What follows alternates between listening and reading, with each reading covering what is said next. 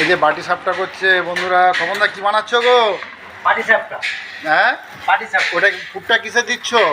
এটা কাঁচা কলা। কাঁচা কলা আর কি ওতে? এতে অনেক কিছু আছে। অনেক কিছু আছে যে বলা যাবে না। না, এটা পুরো ঘিয়ে ভাজা হবে। এটা বাটি সাপটা হচ্ছে, যেহেতু কালকে পৌষ সংক্রান্তি, তো সেই পৌষ সংক্রান্তি সেখানে বাটি সাপটা হচ্ছে। এই যে আমাদের স্বপনদা খুব প্রিয়, আমার সঙ্গে যে ভিডিও করে।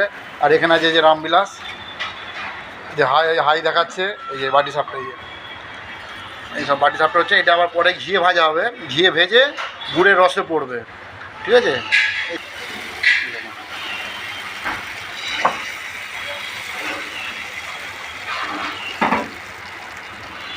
এতে সন্দেশ আর ক্ষীর পড়বে আমাদের।